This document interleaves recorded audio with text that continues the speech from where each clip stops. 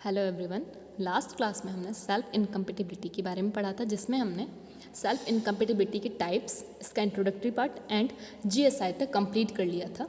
आज हम इसे रिकॉल करते हुए एसएसआई को पढ़ेंगे। तो first of all, self incompatibility होता क्या है? जैसा कि आपको पता है, जैसा मैंने लास्ट क्लास के अंदर बताया था कि सेल्फ इनकम्पेटिबिलिटी का मतलब है प्लांट है, एक ही प्लांट, ठीक है, उसके ही पोलन हो और उसी की स्टिग्मा हो।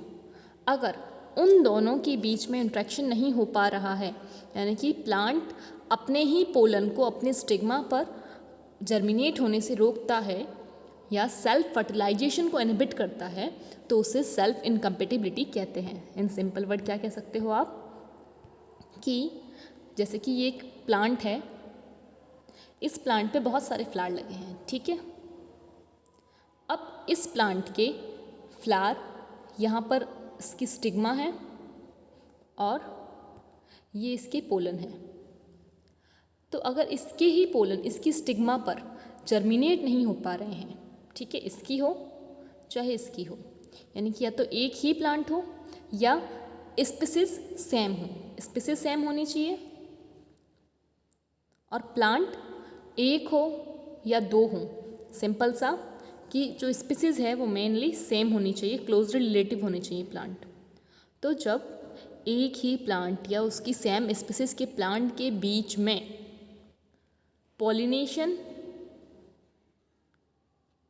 फर्टिलाइजेशन, क्या होता है पॉलिनेशन का मतलब? पॉलिनेशन यानी परागण, फर्टिलाइजेशन यानी निषेचन। अगर ऐसा कुछ हो रहा है, इनको इनहिबिट किया जा रहा है उस प्लांट के थ्रू, तो इसे सेल्फ इनकम्पेटिबिलिटी कहेंगे। तो आप ये लिख सकते हैं कि जब एक प्लांट अपने ही या एक प्लांट या उससे के क्लोज रिलेटिव पोलन के फर्टाइल होने के बाद भी, पोलन फर्टाइल है मतलब अगर ये पोलन,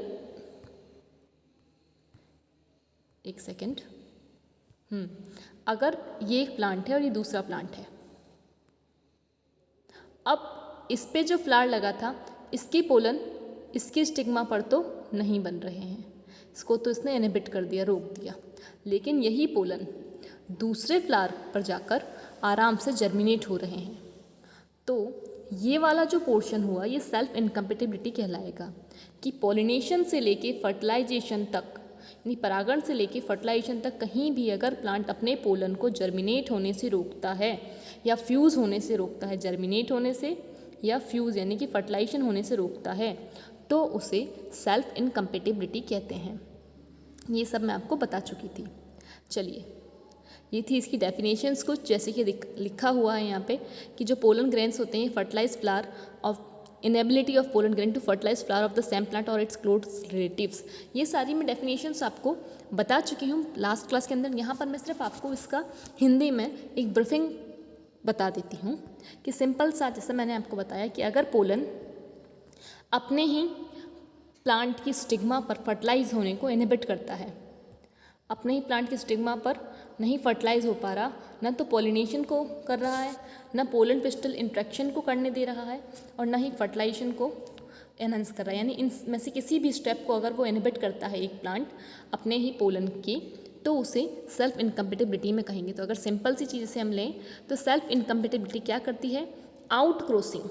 आउट क्रॉसिंग का मतलब पर परागण या फिर पर निषेचन, दूसरे प्लांट से फ्यूज़ हो उसे तो प्रमोट कर रही है, इसे तो प्रमोट कर रही है, लेकिन सेल्फ पॉलिनेशन या सेल्फ फर्टिलाइजेशन, स्वनिषेचन, इसे इनहिबिट करती है। तो इसे आप याद रख लीजिएगा कि क्या करती है सेल्फ इनकम्पेटिबिलिटी। यहाँ पे देख लीजिए, ये लाइन यही डिनोट करती है कि सेल्फ इनकम्पेटिबिलिटी इन ब्रीडिंग यानी अंतः प्रजनन, यानी कि सेल्फ फर्टिलाइजेशन, स्वनिषेचन, इसको इनहिबिट करती है।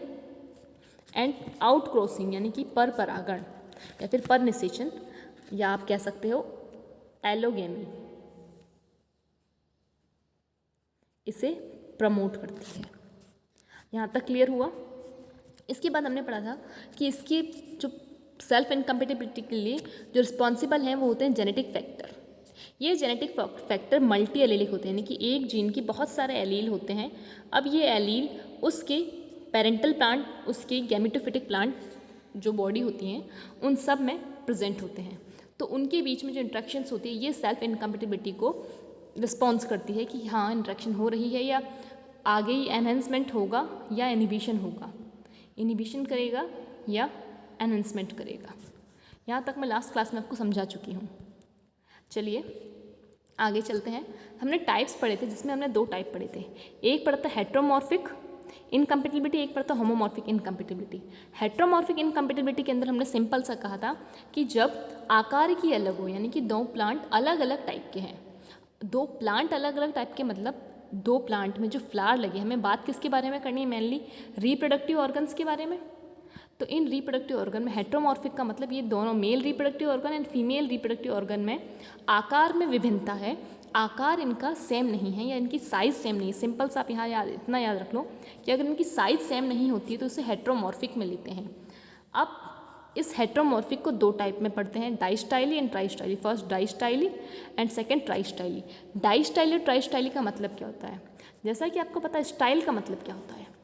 स्टाइल का मतलब होता है वृत्तिका, और ये वृत्तिका कहाँ होती है प्लांट में?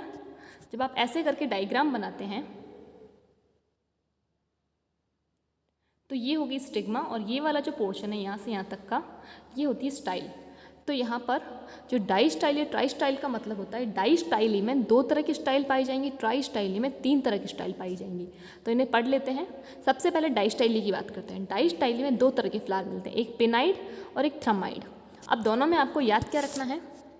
फर्स्ट ऑफ ऑल पिनाइड की अगर बात करें हम, तो पिनाइड के अंदर जो स्टेमन है, स्टेमन यानी कि पुंकेसर जिन्हें आप कहते हैं, शॉर्ट होते हैं। ठीक है, स्टेमन शॉर्ट होंगे, ऐसे मान लो ये शॉर्ट स्टेमन है, और जो स्टाइल है वो इस तरह से लंबी होगी, इसलिए ये पोलन यहाँ पहुँच ही नहीं पाएंगे और ये ऑटोमेटिक क्या हो जाएगा, इनकम्पेटिबल हो जाएगा, सेल्फ इनकम्पेटिबिलिटी मिलेगी आपको। ये हो गई पिनाइड की बात। अभी हम डाइस्टाइली की बात कर रहे हैं, अभी हम इसको पढ़ रहे हैं। सेकंड थ्रमाइड। थ्रमाइड के अंदर क्या मिलेगा?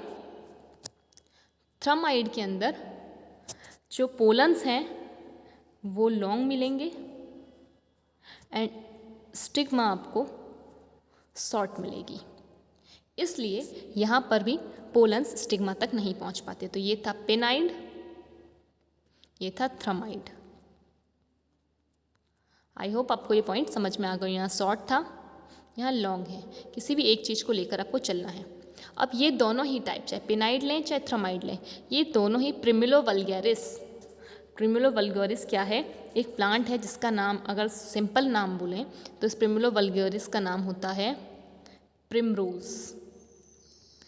इस प्रिमरोज के अंदर आपको कभी तो स्टेमन छोटे मिलते हैं यानी कि पिनाइड मिलेगा फ्लावर, कभी स्टेमन बड़े मिलते हैं यानी कि थ्रमाइड मिलेगा। दोनों में ही क्या है, आकार की में विभिन्नता है, उनकी जो साइज़ है वो वेरी करती है मेल एंड फीमेल ऑर्गन की, इसलिए ये दोनों एक दूसरे से इंटरेक्ट नहीं कर पाते, तो उसे हेट्रोमॉर्फिक इनकम्पेटिबिलिटी के अंदर लेते हैं। तो यहाँ तक तो कंप्लीट हो गया, ये था डाइस्टाइली। अब पढ़ते हैं ट्राइस्टाइली के बारे में। ट्राइस्टाइली में सिंपल सा 3 तरह की स्टिग्मा होंगी। अब 3 कौन कौन सी? देखिए डाइस्टाइली में आपने क्या पढ़ा, एक शॉर्ट थी स्टिग्मा या एक शॉर्ट थी स्टाइल और दूसरी लॉन्ग थी। अब तीसरी बीच में कौन सी बची? बीच में मैंने पहले ही बोल दिया, बीच में कौन सी बची? बीच बचे यानी मीडियम बची। सिंपल सा, पहले फर्स्ट जिसके अंदर स्टाइल कैसी होगी, शॉर्ट होगी, ठीक है। सेकंड के अंदर स्टाइल मीडियम होगी, थर्ड के अंदर स्टाइल लॉन्ग होगी। अब जब स्टाइल को हमने यहाँ पे कांस्टेंट लिया, यहाँ पे हमने किसको कांस्टेंट लिया था डाइस्टाइली के अंदर? स्टेमन को, यानी कि एंथर्स को। अब यहाँ पे हम स्टाइल को ले रहे हैं, तो अगर हम इसे लें तो अगर इसे हम इस कलर से लिख देते हैं कि अगर स्टाइल शॉर्ट है यानी कि स्टेमन कैसे होंगे, स्टेमन की बात करें हम तो स्टेमन या तो लॉन्ग होंगे या फिर मीडियम होंगे, इसलिए नहीं पहुंच पाएंगे। मीडियम है तो स्टेमन कैसे होंगे, लॉन्ग होंगे और शॉर्ट होंगे, तब भी नहीं पहुंच पाएंगे। लॉन्ग है तो स्टेमन मीडियम एंड शॉर्ट होंगे। आपको बिल्कुल ऑपोजिट लेके इनको चलना है। तो ये यहाँ तक पॉइंट कंप्लीट होते हैं। ये हम लास्ट क्लास के अंदर पढ़ चुके हैं, ये आपको मैं समझा चुकी हूँ। अब एक पॉइंट और, हेट्रोमॉर्फिक इनकम्पेटिबिलिटी हमने कंप्लीट अच्छे से कर ली थी। ये प्रिमिलम वल्गैरिस के अंदर मिल रही थी। और हेट्रोमॉर्फिक का सिंपल सा ये था कि हमने इसमें किसकी बात करी, आकार की। अब हम बात करते हैं होमोमॉर्फिक इनकम्पेटिबिलिटी के। होमोमॉर्फिक इनकम्पेटिबिलिटी के अंदर हमने क्या पढ़ा था कि होमोमॉर्फिक इनकम्पेटिबिलिटी में हम सिंपल सा लेके चलते हैं एसआई को, यानी कि सेल्फ इनकम्पेटिबिलिटी को लेके चलें अगर, तो इसमें जो मेन फैक्टर जो रिस्पॉन्सिबल है वो होते हैं जीन्स के एलील्स। देखिए, जब हमने हेट्रोमॉर्फिक की बात करी तो हेट्रोमॉर्फिक में हमने मेनली डिपेंड किस पे थे हम, साइज़ पे, वो भी किसकी, स्टाइल की साइज़ पे हेट्रोमॉर्फिक में। लेकिन जब हम होमोमॉर्फिक की बात करते हैं, मतलब होमोमॉर्फिक यानी दोनों की आकार के समान हैं, दोनों ही इक्वल साइज़ के हैं। साइज़ कैसी है, साइज़ यहाँ पे होमोमॉर्फिक के अंदर इक्वल है। ओके, अब जब साइज़ इक्वल है तो अब ऐसा कौन सा रिस्पॉन्सिबल फैक्टर होगा जो कि इनको आपस में इंटरेक्ट करने से रोकेगा, वो होते हैं जीन्स।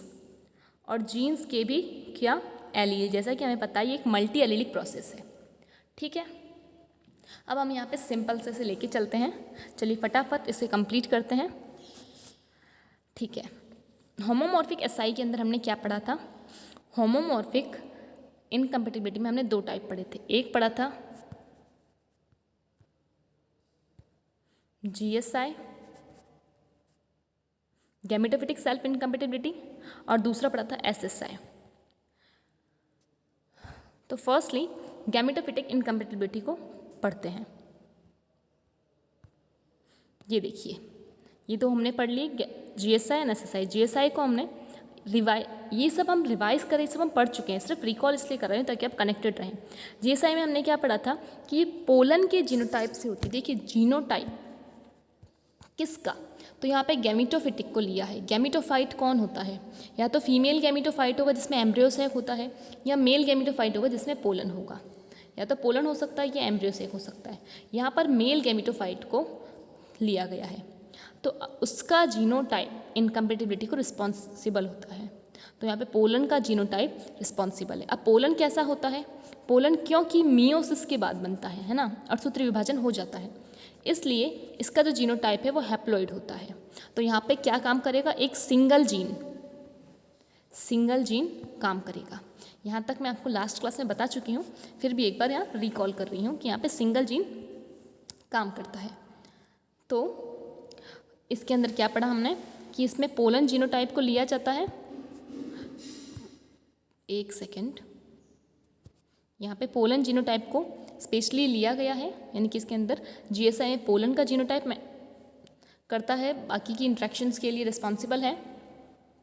क्योंकि पोलन का जीनोटाइप हैप्लॉइड होता है, इसलिए यहाँ पे एक सिंगल जीन जो जिसका नाम क्या है, एस, ये एस जीन के जितने भी एलील हैं वो यहाँ पे काम करेंगे। एस जीन के एलील का मतलब पोलन के पास में एक जीनोटाइप होता है एस। अब हर एक पोलन के पास में, किसी के पास S1 होगा क्योंकि सिंगल जीन होना चाहिए, किसी के पास S2 होगा, किसी के पास S3 होगा और कोई S4 होगा। इस तरह से पोलन सिंगल जीन को प्रेजेंट करेगा। अब क्योंकि पोलन कैसा था, पोलन मियोसिस से बना था, लेकिन पोलन जाएगा किसके पास में, स्टिग्मा के पास में। और स्टिग्मा कैसी होती है, डिप्लॉइड होती है, वृत्तिकाग्र डिप्लॉइड होती है, क्योंकि इसमें मियोसिस नहीं माइटोसिस से बनी होती है। ये वेजिटेटिव टिश्यू से बनी हुई होती है, अभी तक ये वेजिटेटिव टिश्यू से बनी हुई है। तो ये जो है स्टिग्मा और स्टाइल, ये तो डिप्लॉइड होंगी। ठीक है, तो इनका जो जीन मेकअप होगा उसके पास में 2 जीन होंगे। तो यहाँ पर देखिए कि अगर हम पोलन की बात करें, पोलन जीनोटाइप की, तो वो सिंगल होगा, S1, S2, S3, S4 कोई भी हो सकता है। लेकिन जब हम स्टिग्मा की बात करते हैं तो जो स्टिग्मा है, या आप कह सकते हो स्टाइल है, जो पूरा पिस्टल है, स्टिग्मा स्टाइल पूरा पिस्टल, पूरे पिस्टल की बात करते हैं हम यहाँ पे।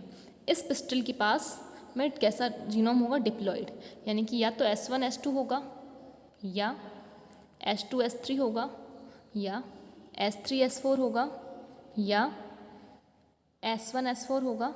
इस तरह से कोई भी दो जीन का मिक्सचर पाया जाएगा। यहाँ तक आपको पॉइंट समझ में आया होगा, ये लास्ट क्लास में भी मैंने आपको समझाया था। अब यहाँ पर GSI के अंदर होना क्या चाहिए, GSI की स्पेशलिटी ये है कि जैसा जैसा मैंने आपको पॉइंट बताया, याद रखिएगा कि GSI में ये पॉइंट तो आपको दो समझ में आ चुके होंगे। अब स्टिग्मा का भी आपको समझ में आ गया कि मान लेते हैं हम यहाँ पे ये जो स्टिग्मा है, ये जो पिस्टल है, इसका जीनोम है S1S2 और ये जो यहाँ पोलन था, पोलन इस कलर का ले लेते हैं, ये जो पोलन है, इन पोलन का जीनोम है S1S2, ठीक है। और जो ये वाले पोलन है, ये ब्लैक वाले, इन पोलन का जीनोम है S3S4। तो जब ये पोलन S1S2 वाले पोलन इसके स्टिग्मा पर आएंगे, ये पोलन यहाँ पर आएंगे, ये दोनों S1 वाला और S2 वाला, S1 और S2 जब यहाँ आएंगे तब ये दोनों ही पोलन यहाँ पर जर्मिनेट नहीं होंगे, इनके बीच में इंट्रैक्शंस नहीं होगी। तो इसे आप इसे ऐसे समझ सकते हैं कि मान लो ये जो पोलन है, इस पोलन के पास में S1 एंड S2 है। एक पोलन है जो कि S1 है जिसके पास में, और दूसरे पोलन के पास में S2 है। यहाँ तक ख़त्म हुआ, पोलन की बात कर रहे हैं हम, ये पोलन है, ठीक है। और एक पिस्टल है, पिस्टल का मतलब फीमेल रिप्रोडक्टिव ऑर्गन, जिसे आप जायांग कहते हैं, पूरा है, जिसमें स्टिग्मा, स्टाइल, ओवरी सब कुछ आ रहा है। इस पिस्टल के पास में क्या है, इस पिस्टल का जो जीनोमिक मेकअप है, क्योंकि ये 2n होगा तो इस पिस्टल का जीनोमिक मेकअप कैसा है, S1 S2। तो जब इन दोनों के बीच में इंट्रैक्शन होगी तो जैसे ही S1 वाला इसके पास जाएगा, क्योंकि S1 इसके पास भी है और S1 यहाँ भी है, ये नहीं होगा। S2 जब जाएगा तो S2 इसके पास भी है और S2 इसके पास भी, ये भी नहीं होगा, ठीक है। सिंगल सिंगल जाते हैं जब। लेकिन अब मान लेते हैं कि इसकी जगह पे यहाँ पे S1 और S3 था, एक पोलन, ये दो पोलन है। अब इनमें से अगर ये S1 वाला जाएगा, ये दोनों एक साथ जाते हैं, तो S1 वाला जर्मिनेट नहीं होगा, लेकिन S3 वाला जर्मिनेट हो जाएगा। तो ये आपको पॉइंट समझ आया हो कि सिंपल सा फंडा इसमें ये है, GSI का जो फंडा है वो ये है कि पोलन एंड पिस्टल का जीनोमिक मेकअप, सिंगल जीनोम भी, सिंगल जीन या एलील कह सकते हैं आप, जैसे जीन या एलील सेम नहीं होना चाहिए। एक सेकंड, GSI का मैं सिंगल जीन या एलील भी सेम नहीं होना चाहिए, ठीक है, तब ये काम करेगा। अगर S1 S2 के पास जाएगा तो नहीं होगा, S2 जाएगा तो भी नहीं होगा, लेकिन अगर S3 जाता है तो ये हो जाएगा। यहाँ तक ये पॉइंट मैं आपको लास्ट क्लास के अंदर ही समझा चुकी थी। अब इसके साथ साथ मैंने ये एक पॉइंट, इसको मैं डिटेल में इसलिए समझा रही हूँ क्योंकि उस समय थोड़ा फास्टली समझाया था। अब इसके साथ साथ एक पॉइंट और ये समझाया था कि S1 S2 पोलन के जब ये स्टिग्मा पर जाते हैं, ये जो स्टिग्मा है इस पे जब ये जाएंगे पोलन, एक S1 का और एक S2 का, तो ये स्टिग्मा को भेद कर थोड़ा सा पार हो जाएंगे, स्टिग्मा को ये रप्चर कर देंगे। इसके बाद चाहे इसका S1 S2 हो, इसके बाद इनकी ग्रोथ नहीं होगी, यानी कि ये स्टिग्मा के अंदर जाएंगे।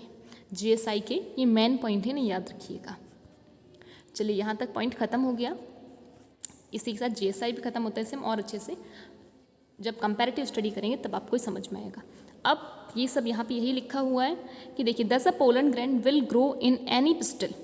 अगर पोलन ग्रैन को किसी भी पिस्टल पे ग्रो होना है तो does not contain the same allele, वो सेम एलील को नहीं करता हो कंटेंट।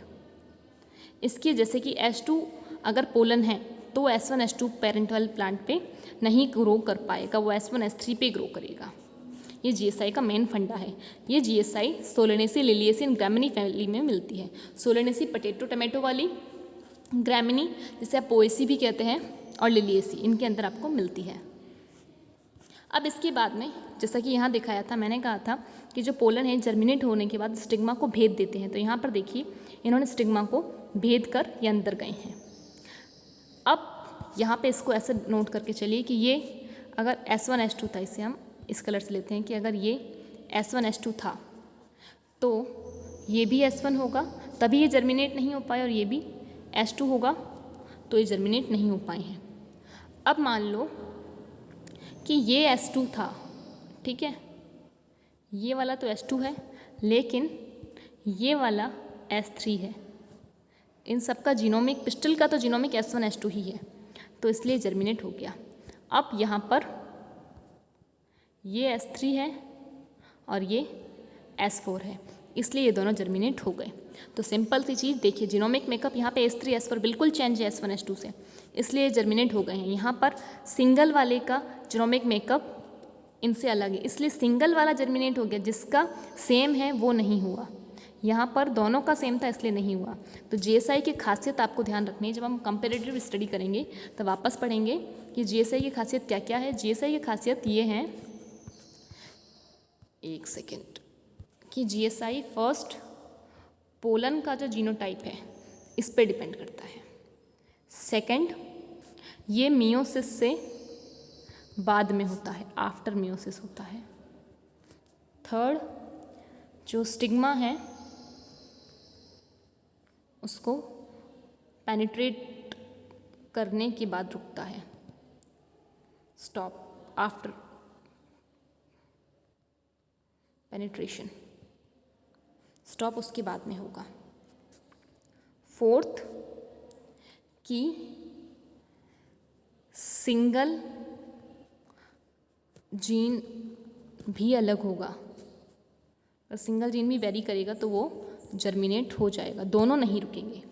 ये आपको कंपैरेटिव स्टडी बताऊंगी तो मैं बता दूंगी। देखिए वहाँ पे जैसा कि मैंने बताया था कि अगर S1 था और एक S3 था, तो अगर S1 सेम है लेकिन S3 अलग है तो ये जर्मिनेट हो जाएगा।